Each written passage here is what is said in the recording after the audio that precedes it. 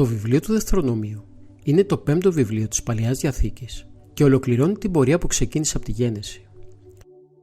Παραδοσιακά αποδίδεται στον προφήτη Μωυσή και περιγράφει τα τελευταία γεγονότα πριν ο λαός του Ισραήλ εισέλθει στη γη της Επαγγελίας.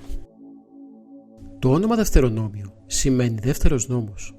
Δεν πρόκειται για ένα καινούριο νόμο, αλλά για επανάληψη, ερμηνεία και ευάνθηση του νόμου που δόθηκε στο Σινά. Ο Μωυσής λίγο πριν τον θάνατό του απευθύνει λόγους προς τον λαό, υπενθυμίζοντάς του όσα έχει κάνει ο Θεός και καλώντας τον σε πίστη και υπακοή. Το βιβλίο αποτελείται κυρίως από ομιλίες του Μωυσή. Στην αρχή κάνει μια αναδρομή στην πορεία του λαού από την έξοδο μέχρι εκείνη τη στιγμή. Θυμίζει τις δυσκολίες, τις δοκιμασίες, αλλά και την πρόνοια του Θεού, που ποτέ δεν εγκατέλειψε το λαό του. Έπειτα επαναλαμβάνει τις 10 εντολές και τονίζει τη σημασία της αγάπης προς τον Θεό. Μία από τις πιο σημαντικές φράσεις του βιβλίου είναι «Θα αγαπάς τον Κύριο τον Θεόν σου με όλη την καρδιά σου και με όλη την ψυχή σου και με όλη τη διάνοιά σου και με όλη τη δύναμή σου». Στην Ορθόδοξη Εκκλησία αυτή η εντολή θεωρείται κεντρική για όλη την πνευματική ζωή. Το Δευτερονόμιο δίνει ιδιαίτερη έμφαση στην ελευθερία και την ευθύνη του ανθρώπου. Ο Θεός θέτει μπροστά στο λαό δύο δρόμους, της ζωής και της ευλογίας ή του θανάτου και της απομάκρυνσης από αυτόν. Ο άνθρωπος καλείται να επιλέξει συνειδητά την πίστη και την υπακοή.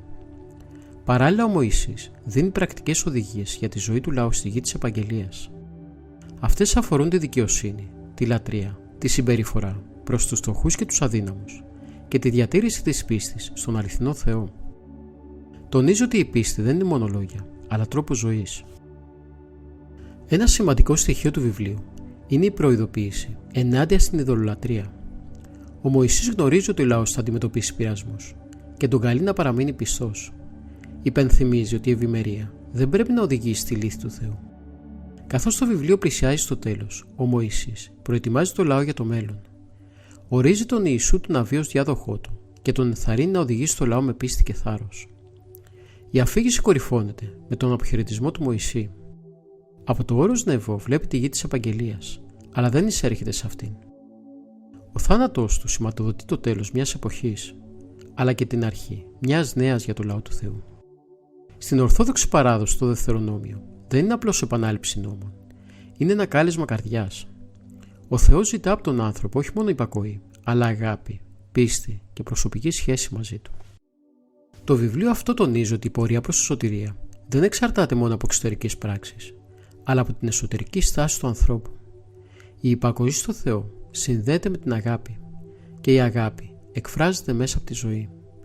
Έτσι το Δευτερονόμιο λειτουργεί ως γέφυρα από την πορεία της ερήμου προς τη ζωή στη γη της Επαγγελίας και ταυτόχρονα ως πνευματικό μήνυμα για κάθε άνθρωπο που καλείται να επιλέξει το δρόμο της ζωής, της πίστης και της κοινωνίας με το Θεό.